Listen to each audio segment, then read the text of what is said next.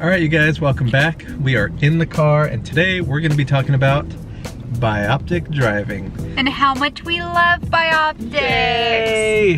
They're so cute. No, they're not. We're going to go over the pros and the cons of driving with Bioptics. And trust me, there are quite a few cons, and I get that, but there are some pretty big pros too. So without further ado, let's get on the road.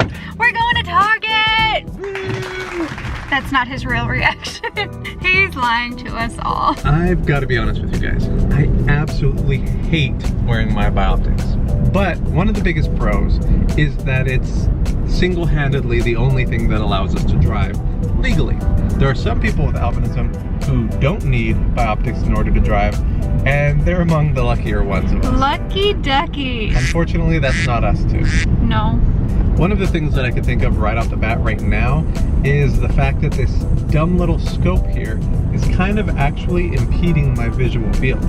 So the funny thing is, I don't really know how worth it is to have the prescription in these glasses.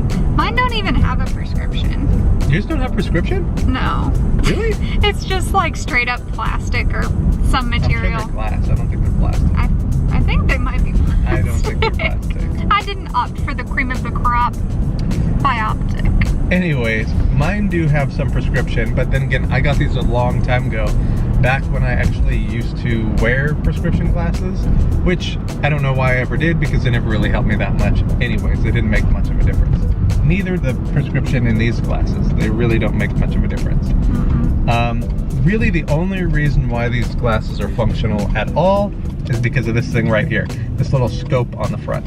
Basically, the way that it's designed is you see, I would say 90% of the time through the regular lenses right here. Even more than that, it's like 98% of the time. Okay, yeah, fine. 98% of the time, you're looking directly through these lenses.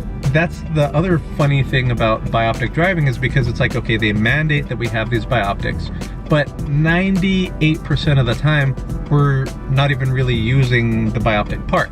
You're looking either through a prescription lens, then the only other part of it is this. But you should not be looking through this the majority of your time because that would basically make your field of vision exactly like this. And so nobody could drive like that. Would not be good. Yeah, you have like no peripheral vision when you're looking through a scope, obviously. The way that they were designed to be used was that you primarily look through the main lenses, whether they have a prescription or not.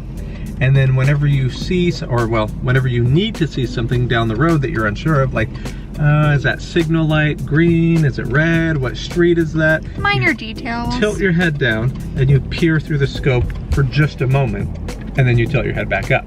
Because obviously, once again, to be looking through the scope for extended periods of time is actually dangerous.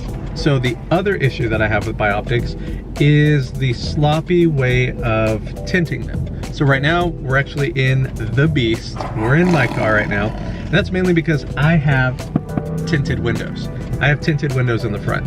Ashley's car, I haven't yet got her on the bandwagon yet, but she doesn't have tinted windows in the front. I do. I went and got tinted windows to match the tinted windows in the back. And so now they're tinted in the front, and my car has this really cool feature actually. Not only do I have visors like anybody else. He's just showing off now. But my visors clip to the side like anybody else's. But I've got a second set right here that fold down on the front, so now I can have side visors and a front visor.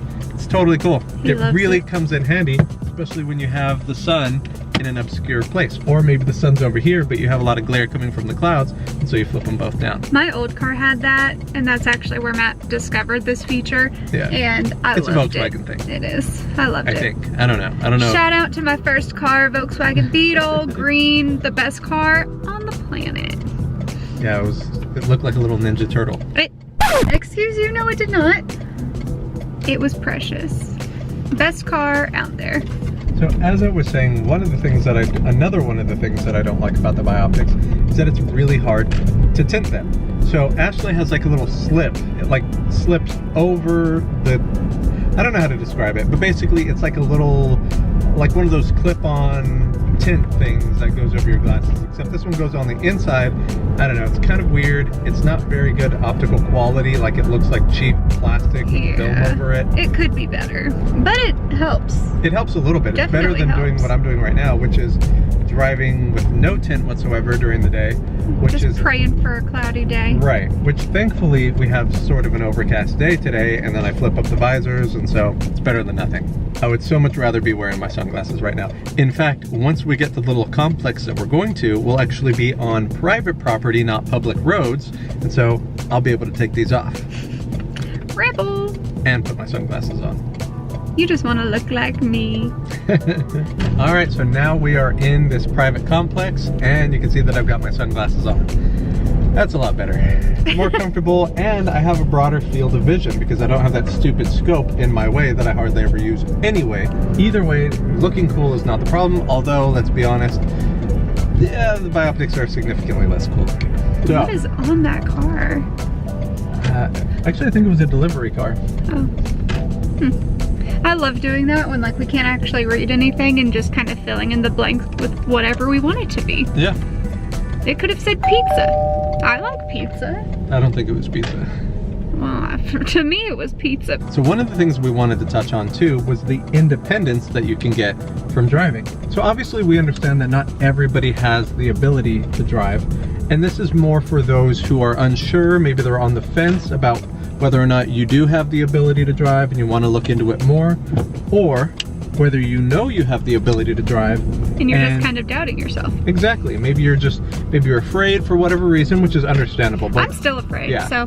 Both Ashley and I definitely started afraid, but the point is, it's something that I highly recommend, especially as a matter of independence. One of the things that I used to hate before I could drive was that I had to rely on everybody else in order to take me places, and I always felt like a burden. You know, I always had to put somebody out. I'd call a friend, I'd have to give them gas money, and sometimes, you know, you couldn't find anybody because everybody you knew was busy. Nobody could take you somewhere. Let's just say you needed to go.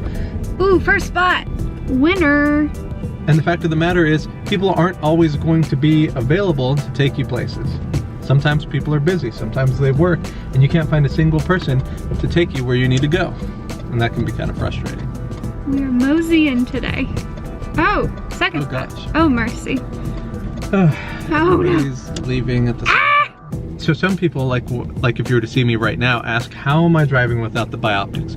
Well, based off of what we said earlier, you don't actually need the Bioptics all that much. Now, don't get me wrong, you do need the Bioptics in terms of legality and all that other stuff. But in terms of ability, like I said, they really don't make that much of a difference. Ultimately, the Bioptic, like the little telescope part, is really, I feel like I mainly use it for if I'm needing to check like an exit number on a highway, if I'm trying to determine what color a signal light is, or if there's some like obstacle in the road and I'm like, okay, I can see the obstacle, but I can't tell exactly what it is, and I want to check it out before I get like right up on it, although that's happened a few times. But, you know, you can kind of check that out ahead of time, or if there are like people directing traffic, so whether it's police officers or utility workers trying to, you know, hand signal traffic or whatever. That is true. That's when the Bioptics those are those are the instances where the Bioptic is super useful, and you feel like you have the sight that you would if you were not a visually impaired driver. But like in a regular parking lot or whatever, those issues aren't at play. And you can take so many cues from just like traffic patterns or things like that, and those are all things that come with just practice and time. And you know, Matt and I have both been driving for years at this point, like not just 2 or 3 years, like 10 years. Yeah. That's nuts. What in the world? You do something for 10 years, you get pretty good at it. Well, some are better than others. That's something to consider, and it's not something to be afraid of. And I feel like because we are visually impaired and we know that we have these limitations, we're also more cautious in general. So you're very mindful while you're on the road, and you're very mindful of these things to the degree that you're actually checking for them more often. And I feel like we're probably safer drivers because of it. But now let's go into Target.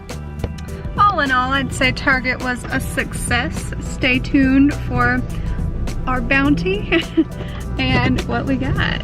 We're going to be linking our Target haul somewhere up in the top right here. Also, it's worth noting that as of right now, we're still on private property, so that's why I don't have my Bioptics on. But we're about to get on the road here in just a minute, so I think I'm going to switch over. The lighting is so weird.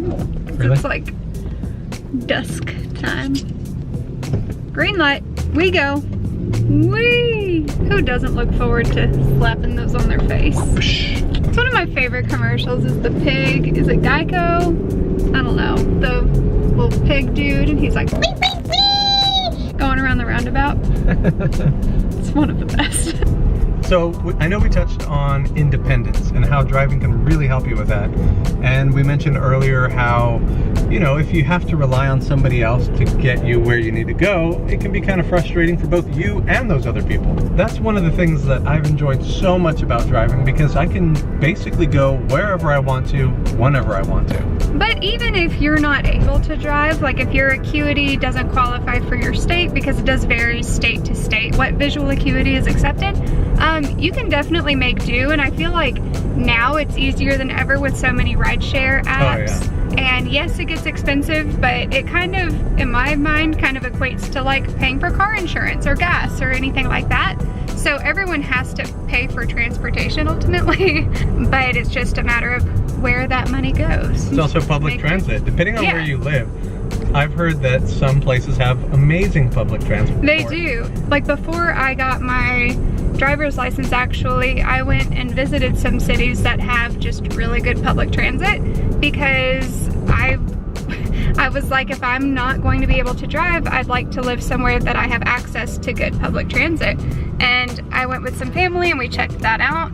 And yeah, I mean, it was just an eye-opening thing. Like some cities are better than others for sure, and I think a lot of cities are trying to catch up because they realize that they are slacking. Atlanta is not in the top 10 or whatever. I don't know if there's a rating. I'm sure there is somewhere. They have lists for everything. But Atlanta wouldn't be in the top 4 public transit systems, but I know that our public transit system is trying to make strides to be better. So that's exciting. I feel like we live in a good time where people with accessibility issues are being heard more and being taken into consideration more, and strides are being taken, so for what it's worth.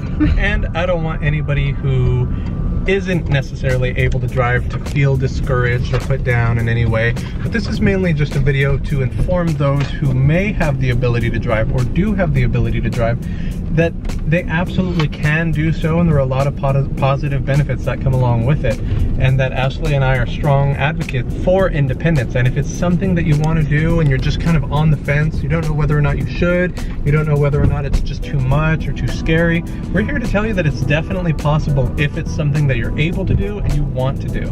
Do it! Alright you guys, well, it's getting dark. I don't even know what it looks like now. I'm not that confident that the video quality looks all that good, but we're about to get home. We're gonna unload all this stuff from Ashley's Target haul, and we will see you guys on the next video. Thanks for riding along. Bye! Take care.